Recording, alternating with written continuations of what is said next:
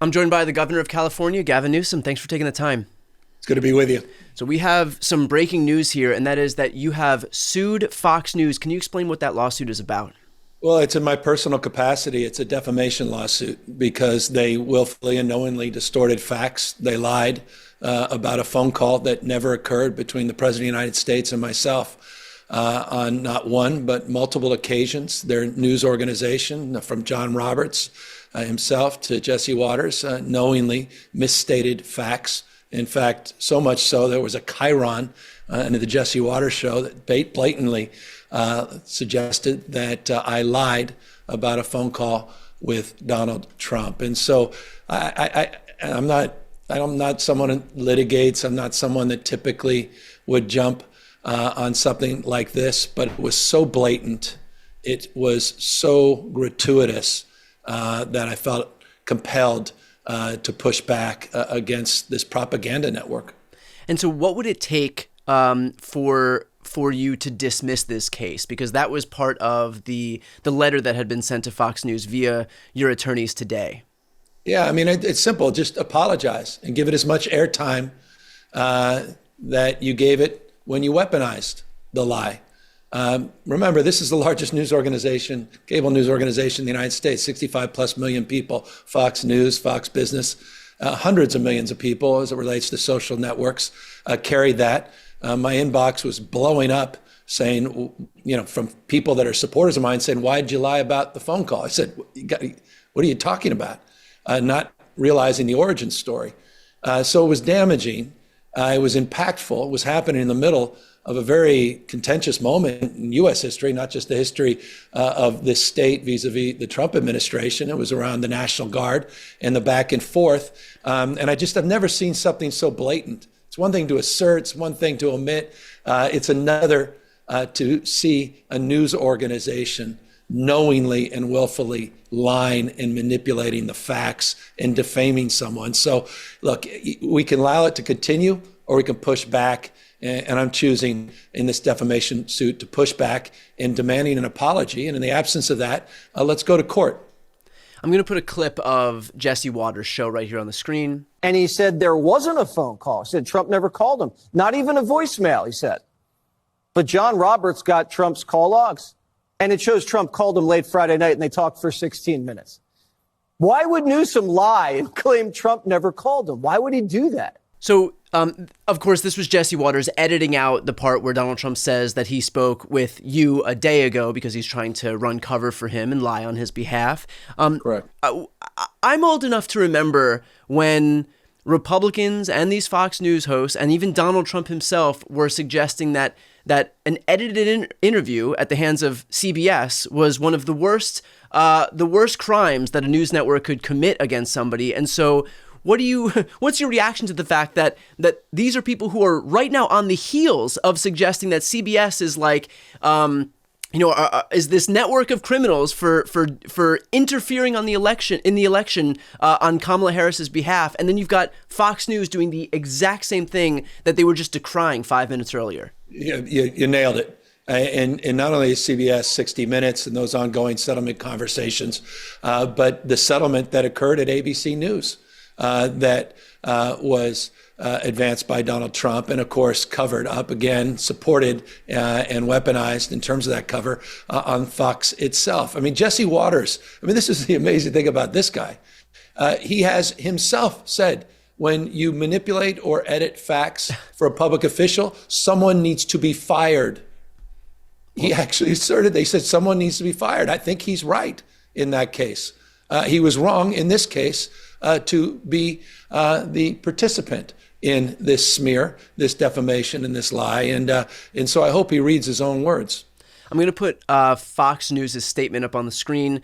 They wrote, Governor Newsom's transparent publicity stunt is frivolous and designed to chill free speech critical of him. We will defend this case vigorously and look forward to it being dismissed. Can I have your reaction to their statement? Well, it's almost verbatim what they said in the Dominion case.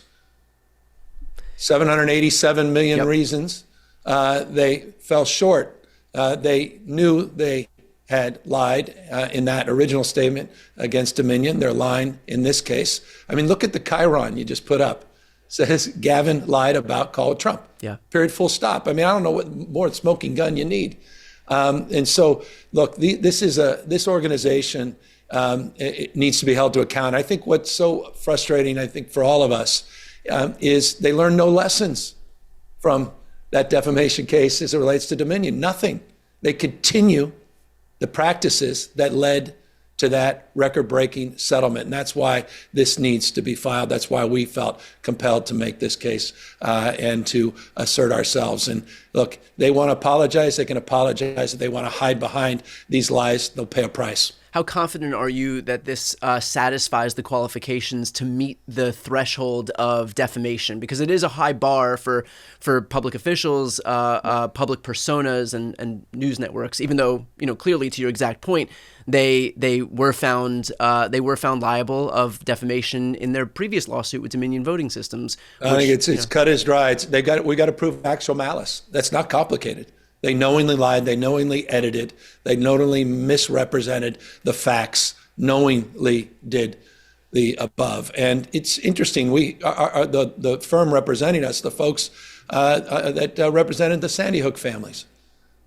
We've got some of the top attorneys in the United States of America. They wouldn't have filed this unless they knew this was an ironclad case. We filed it in Delaware, where Fox is incorporated. And trust me, I'm all in on the litigation. Enough. Fox is out of control. The Trump administration is out of control. They're covering up for him. They'll cover up by lying and defaming public officials. They need to be held to account. That's not ethical. That's not journalism. Those are not the core tenets of a news organization. That is malice. It's willful. And it's meant to demean and destroy the reputation of their enemies. And I could take it. I take it 24/7 on Fox. They've been coming after me for years and years and years. But they crossed the line on this. And they've defamed my character in a way that they need to be held to account. Simple apology will do. In the absence of that, full accountability, because they need to be stopped. And they need to be held to journalistic an ethical account.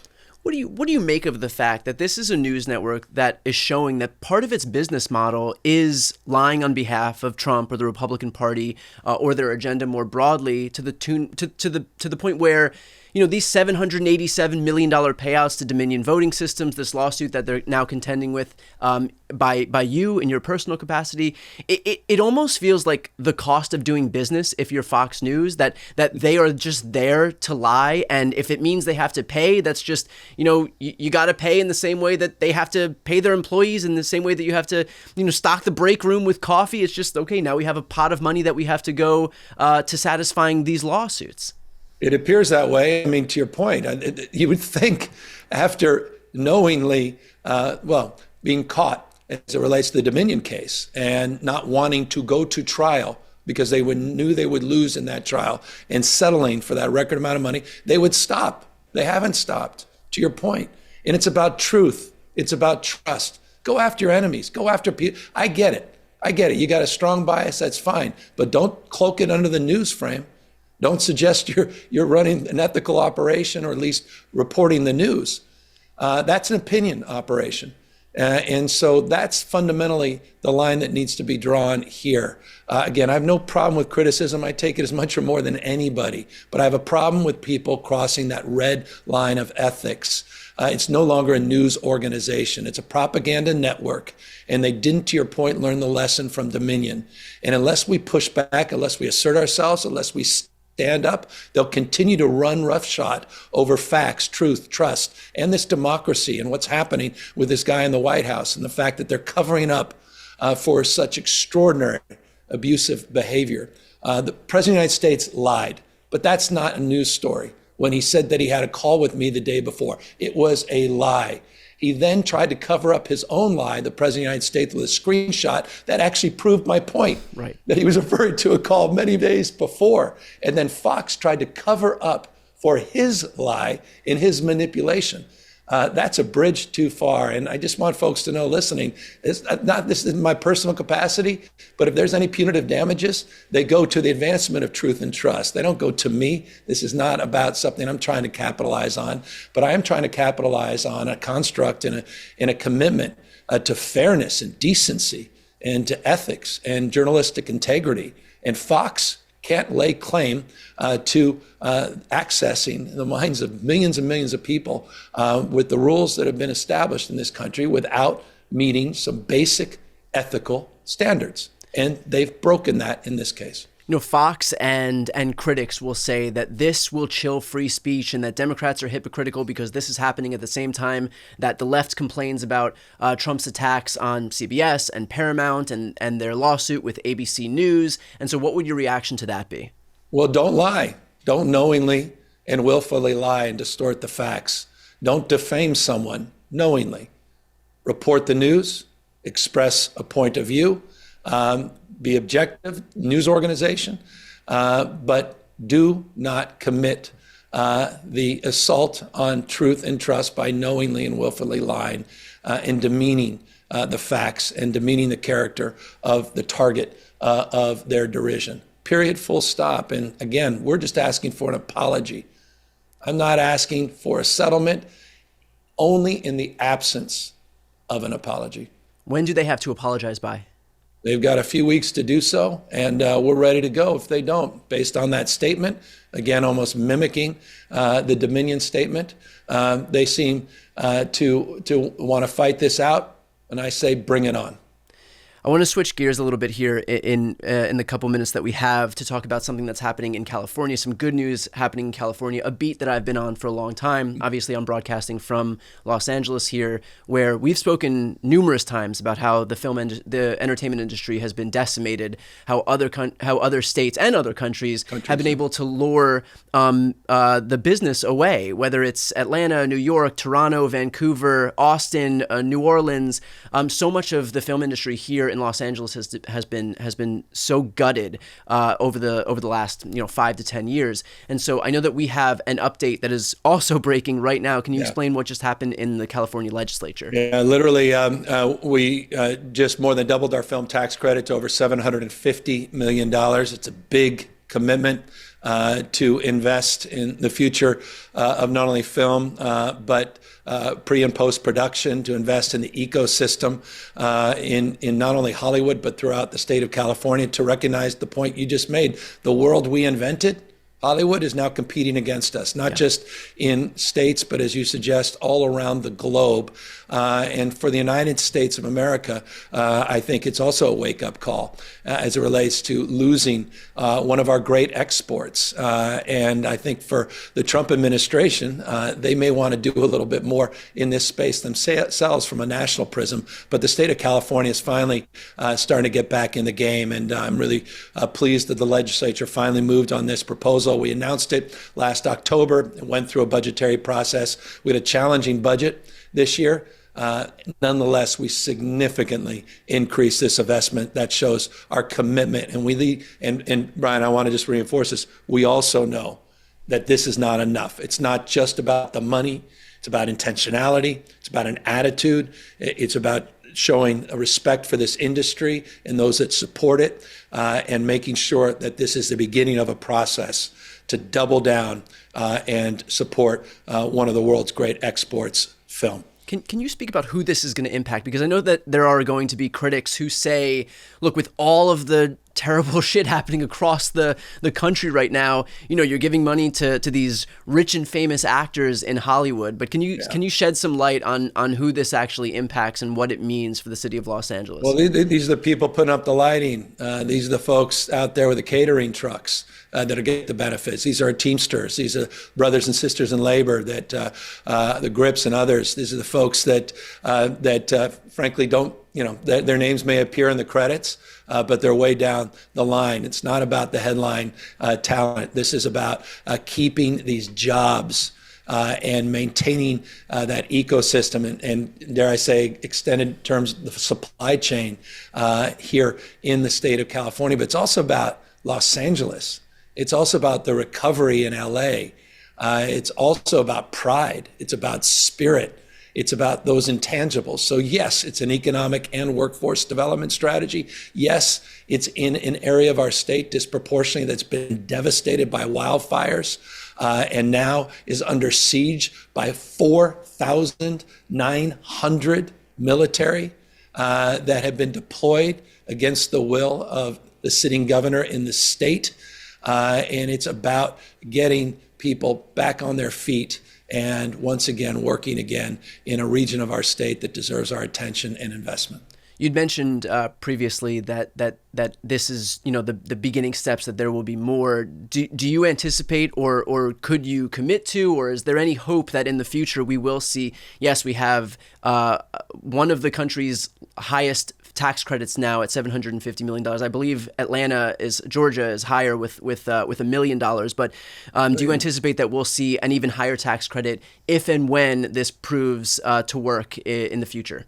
Yeah, look, if this works, success leaves clues. I mean, and we've seen the power of emulation. We've seen the success of other states. Look, totally. Georgia, I got to give them credit. I mean, Georgia has made a long-term investment over the course of many, many years. And at first, people looked at it, rolled their eyes a little bit, said maybe, this is the next iteration. Maybe it's a New Mexico version. Maybe they're trying to be like Toronto. Maybe there's not a lot of sustained power. But they've sustainably continued to make those investments. And I got to tell you, the values coming out of Georgia, as it relates to progressive values that a lot of the folks in film are promoting, they run anathema to that. This is the states that are trying to roll back that last century as it relates to LGBTQ rights and voting rights and civil rights and many other fundamental rights. I imagine a lot of these producers, a lot of these writers would love to start writing and producing films back in the state of California because it more aligns with their values as well. The talent, both in front of the screen and behind the screen. So we got to step up. And I'll just, to your question,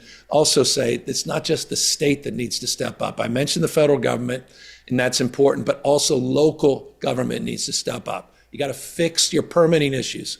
We got to fix the jurisdictional issues around permitting within cities and counties. We've got to make it easier. We've got to address some of the overtime issues, not as a way to degrade or diminish the rightful earnings of people that are working overtime, but there are some deeply expensive costs associated with security.